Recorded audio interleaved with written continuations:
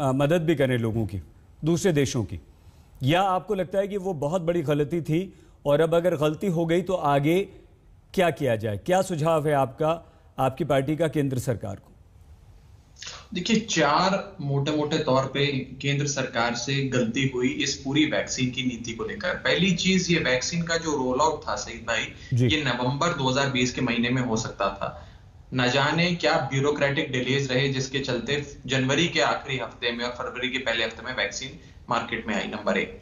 Number दो, जब भारत की जनता, जिसने प्रचंड बहुमत से 2 बार देश के प्रधानमंत्री को जिताया, 300 से ज्यादा सांसद इनको दिए, इनकी पहली जिम्मेदारी, दायित्व देश की जनता के प्रति बनता था। मैं ये नहीं कह रहा कि आप अंतर्राष्ट्रीय स्तर पे, अंतर्राष्ट्रीय मंच पे गरीब देशों की मदद ना करें, लेकिन सबसे पहले अपने देशवासियों को सुरक्षा कवच पहनाएं, उनकी जान की रक्षा करें। अगर आज ये 6.5 करोड़ डोज जो एक्सपोर्ट कर दी 84 देशों को केंद्र सरकार ने, अगर वो दिल्ली और मुंबई की कुल आबादी जोड़ लीजिए तो दिल्ली और मुंबई के लोगों को 2 बार, यानी कि दोनों डोज इस वैक्सीन की लग जाती और ये सुरक्षा कवच पहन लेते हम लोग। लेकिन आज जो स्थिति भयावह हुई है उसमें कहीं ना कहीं केंद्र सरकार की एक्सपोर्ट की नीति भी रही, अंतर्राष्ट्रीय मंच पे वाहवाही लूटने की, उसको हम दोषी करारेंगे। एक विपक्ष होने के नाते ये हमारा धर्म भी बनता है कि हम सरकार को समय समय पर उसकी नींद से जगाएं। तीसरी गलती ये हुई, और ये आधार पूनावाला जो सीरम इंस्टीट्यूट के मालिक हैं, जो कोविशील्ड वैक्सीन बनाते हैं, उनका बयान है।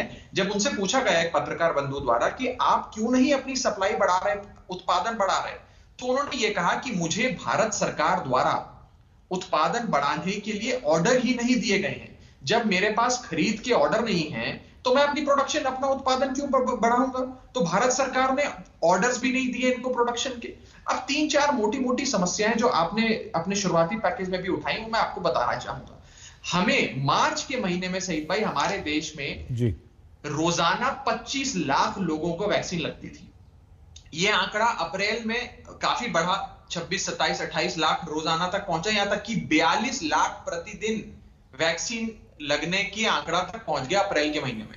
आज मई के महीने में यह आंकड़ा 42 लाख प्रतिदिन से घटकर 18 लाख प्रतिदिन पे आ गया सईद भाई। ये दिखाता है कि देश में वैक्सीन की कितनी शॉर्टेज है। मैं आपको 7 मई के आंकड़े दे रहा हूं, मेरे पास एग्जैक्टली अपडेटेड आंकड़े नहीं है, लेकिन 7 मई को चंडीगढ़ में 2 लोगों को वैक्सीन लगी, पुडुचेरी में 1 व्यक्ति को, त्रिपुरा में, नागालैंड में, मेघालय में 2 लोगों को, उत्तराखंड जहां भाजपा की सरकार है 19 लोगों को वैक्सीन लगी, हिमाचल जहां भाजपा की सरकार है 14 लोगों को वैक्सीन लगी, और केरल में 35 लोगों को। अगर हम 10-10, 12-12 लोगों को वैक्सीन लगाएंगे सईद भाई, तो 135 करोड़ की आबादी वाले देश में वैक्सीनेशन कैसे होगा?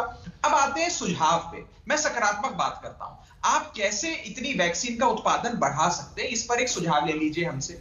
आज केवल 2 कंपनियां हैं हमारे देश में जो ये वैक्सीन बनाती हैं, भारत बायोटेक और सीरम इंस्टीट्यूट। इन्हीं के पास फॉर्मूला है ये वैक्सीन बनाने का। अगर ये फॉर्मूला इनसे भारत सरकार लेकर इस देश की बड़ी से बड़ी फार्मास्यूटिकल कंपनियों को जो ये बनाती हैं उनको दे दे और बताएं कि भैया टेक्नोलॉजी ट्रांसफर हो गया, अब आप भी इन वैक्सीन का उत्पादन करिए, तो रातों रात हमारी उत्पादन बहुत बढ़ सकता है और हम इस समस्या से जूझ सकते हैं। इन दोनों कंपनियों के बीच जिन कंपनियों को टेक्नोलॉजी ट्रांसफर होगा, आप उनसे कोई रॉयल्टी एग्रीमेंट कर सकते हैं जिसमें इनका भी कोई खासी वित्तीय नुकसान ना हो। अगर भारत की सरकार चाहे तो इस फॉर्मूला को सार्वजनिक कर और कंपनियों से साझा कर सकती है, और मुझे लगता है करना भी चाहिए। अगर नहीं करती है तो सवाल खड़े होंगे कि आप इन्हीं दोनों कंपनियों से ही क्यों बनवाना चाहते हैं। आखिरी चीज, आज ये हुआ सईद भाई कि अभी तक केवल भारत सरकार इनसे खरीदती थी वैक्सीन, इन दोनों कंपनियों से, यानी कि खरीदार एक था, बेचने वाले 2 थे। अब इन्होंने क्या कहा कि हर राज्य खरीदे, हर प्राइवेट अस्पताल खरीदे, हर सरकार खरीदे, खुद जाए। अब क्या हुआ, खरीदार बहुत सारे हो गए, बेचने वाले आज भी 2 हैं। ये बायर्स मार्केट से सेलर्स मार्केट बन गई, यानी कि पहले मोनोपोली भारत सरकार की थी। भारत सरकार बताती थी अरे मैं 100 रुपए में खरीदूंगा, बेचना है तो बेच। वो बेचारे क्या करते, बेच देते। अब खरीदार इतने हो गए कि खरीदारों के बीच में कंपटीशन शुरू हो गया। तो अब जो सेलर है, यानी कि जो उत्पादन कर रही है कंपनी, वो बताती है कि अगर खरीद रहा है तो खरीद, नहीं तो दूसरा राज्य भी मेरे से मांग रहा है, उसको मैं 600 रुपए में दे दूंगा वैक्सीन, 700 रुपए में दे दूंगा। ठीक है, तो मार्केट इनकी बन गई, इनकी मोनोपोली बन गई। तो कहने का मतलब यह सही भाई कि एक पूरी वैक्सीन पॉलिसी जो भारत देश की आई है वो एकदम खराब है।